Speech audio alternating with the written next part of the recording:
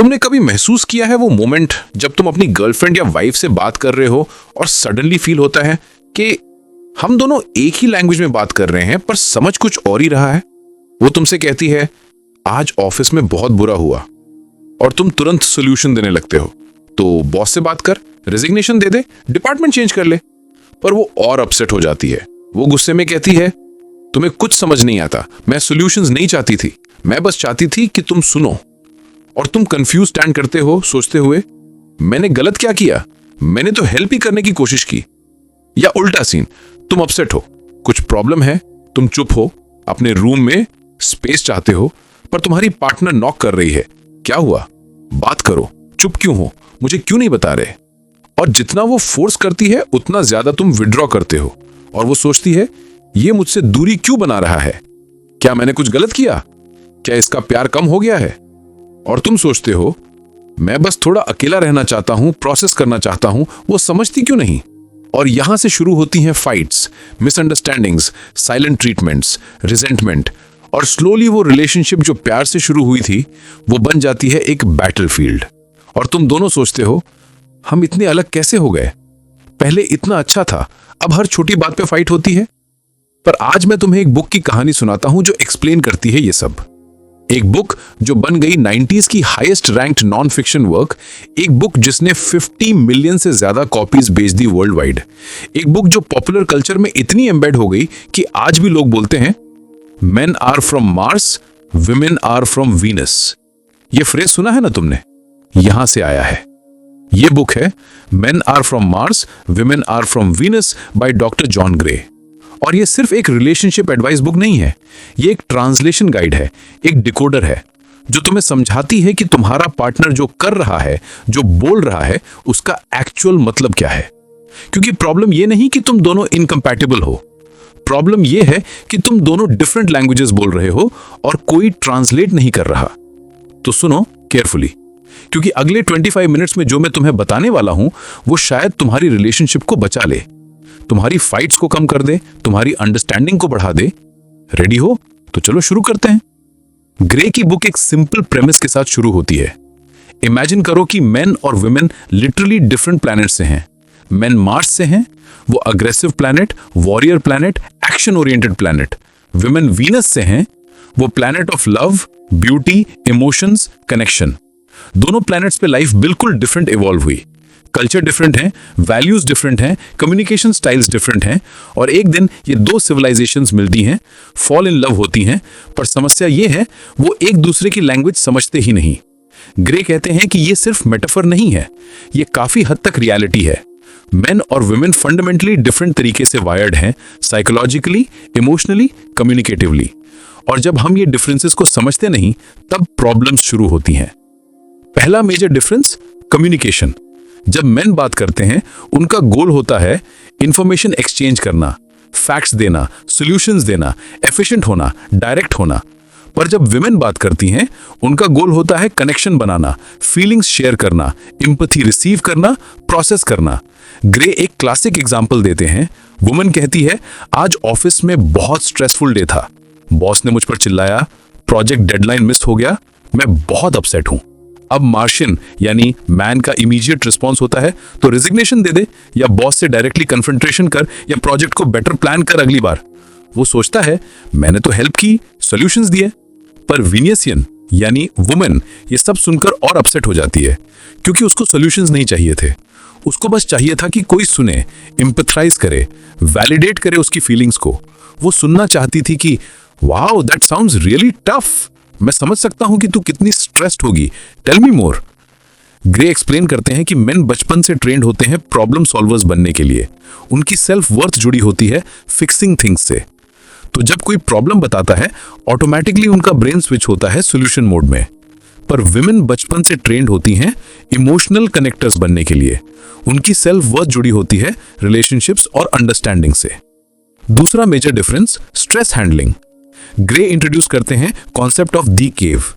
कहते हैं जब मेन स्ट्रेस्ड होते हैं वो रिट्रीट करते हैं अपनी केव में, मतलब वो चुप हो जाते हैं, विड्रॉ कर जाते हैं, अपने आप में लॉस्ट हो जाते हैं, टीवी देखते हैं, गेम्स खेलते हैं, जिम जाते हैं, पर बात नहीं करते। और ये वीनस पर रहने वाली विमेन के लिए बिल्कुल एलियन बिहेवियर है, क्योंकि वीनस पर जब स्ट्रेस होता है लोग करते क्या है, वो गैदर होते हैं, बात करते हैं, शेयर करते हैं, सपोर्ट सीख करते हैं। तो जब वुमन देखती है कि उसका पार्टनर केव में चला गया, उसको लगता है वो मुझसे दूर जा रहा है, वो मुझसे शेयर नहीं कर रहा, रिलेशनशिप में प्रॉब्लम है। और बुक्स समरी अड्डा पर भी हम रेगुलरली ऐसी रिलेशनशिप और साइकोलॉजी की बुक्स कवर करते हैं जो रियल ह्यूमन कनेक्शंस को गहराई से समझाती हैं। तो अगर ये इनसाइट्स हेल्पफुल लग रही हैं, चैनल को सब्सक्राइब कर लेना। पर ग्रे समझाते हैं, केव जाना डजंट मीन डिस्टेंस, ये मीन्स प्रोसेसिंग। मैन अपने प्रॉब्लम को इंटरनली प्रोसेस कर रहा है, सॉल्यूशन ढूंढ रहा है, और जब सॉल्यूशन मिल जाएगा वो केव से बाहर आ जाएगा, refreshed, recharged, ready to reconnect. पर अगर वुमन इस दौरान चेस करे, फोर्स करे टॉकिंग के लिए, केव डीपर हो जाती है। सॉल्यूशन, वुमन को चाहिए कि वो स्पेस दे, ट्रस्ट करे, वेट करे, मैन अपने आप बाहर आएगा। और मैन को चाहिए कि वो कम्युनिकेट करे, I need some time alone to process this, it's not about you, I will be back. ये सिंपल कम्युनिकेशन काफी मिसअंडरस्टैंडिंग्स अवॉइड कर सकता है। तीसरा major difference, emotional needs. Gray introduce करते हैं concept of different emotional needs. Men fundamentally need trust, acceptance, appreciation, admiration, approval, encouragement. Women fundamentally need caring, understanding, respect, devotion, validation, reassurance. Gray एक powerful example देते हैं, scoring points. Mars पर scoring होती है जैसे एक बड़ा गिफ्ट इक्वल्स 50 पॉइंट्स, एक छोटी जेस्चर इक्वल्स 1 पॉइंट। तो मैन सोचता है मैं वैलेंटाइंस डे पर एक्सपेंसिव गिफ्ट दूंगा, वो 50 पॉइंट्स, मतलब मैं पूरे साल रिलैक्स रह सकता हूं। पर वीनस पर स्कोरिंग सिस्टम अलग है, हर जेस्चर चाहे छोटा हो या बड़ा इक्वल्स 1 पॉइंट, मतलब मॉर्निंग कॉफी बना कर देना 1 पॉइंट, हग करना 1 पॉइंट, लिसन करना 1 पॉइंट, कॉल करके हाउस योर डे पूछना 1 पॉइंट। और विमेन चाहती हैं consistent daily points, not one big annual gesture.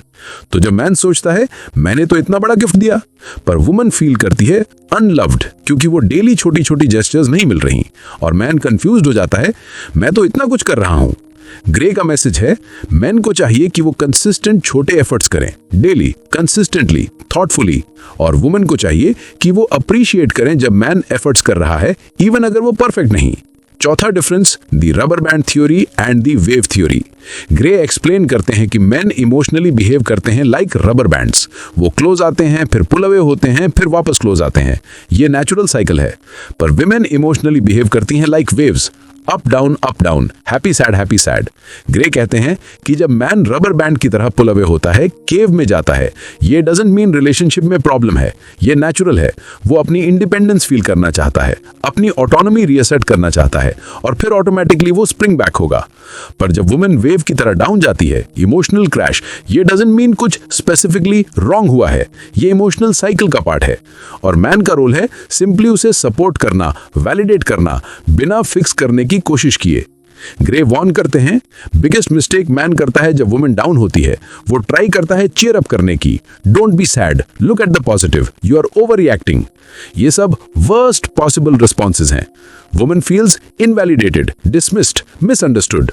Right response, I see you are feeling down, I am here for you, tell me what you are feeling. बस, simple, powerful.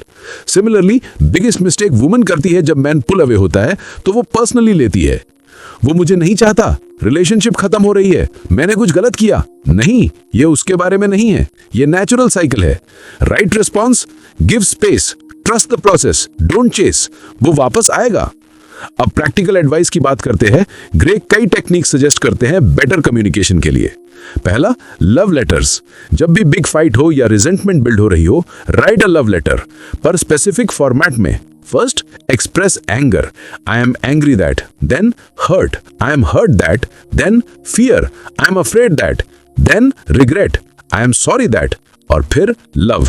I love you because. ये format help करता है process करने में complex emotions को, और receiver को मिलता है कंप्लीट पिक्चर, सिर्फ एंगर नहीं। दूसरा, आस्किंग वर्सेस एक्सपेक्टिंग। मेन को सीखना चाहिए आस्क करना सपोर्ट के लिए, not expect. Can you help me with this? Better है देन अज्यूमिंग।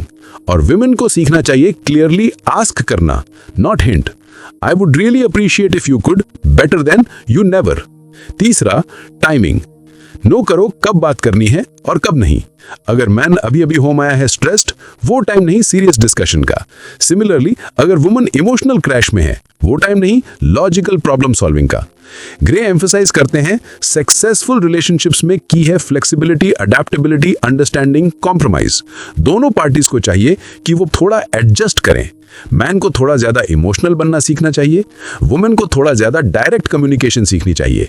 दोनों को चाहिए कि वो एक्टिवली ट्राई करें दूसरे की लैंग्वेज समझने और बोलने की। ग्रे का फाइनल मैसेज पावरफुल है। डिफरेंसेस को थ्रेट मत समझो, डिफरेंसेस को गिफ्ट समझो। ये डिफरेंसेस ही मेक करती हैं रिलेशनशिप इंटरेस्टिंग, डायनामिक, कंप्लीट। जब मैन की स्ट्रेंथ और वुमेन की स्ट्रेंथ कंबाइन होती हैं तो वो क्रिएट कर सकते हैं समथिंग ब्यूटीफुल। तो अब तुम्हारे सामने चॉइस है। तुम कंटिन्यू कर सकते हो अपनी पार्टनर को जज करना, वो गलत है, वो समझता क्यों नहीं, या तुम ले सकते हो एक कॉन्शियस डिसीजन समझने की, एक्सेप्ट करने की, अप्रिशिएट करने की। ग्रे ने ट्रांसलेशन गाइड दे दिया है। तुम्हें सिर्फ सीखना है दूसरी लैंग्वेज, पेशेंटली, लविंगली, रिस्पेक्टफुली।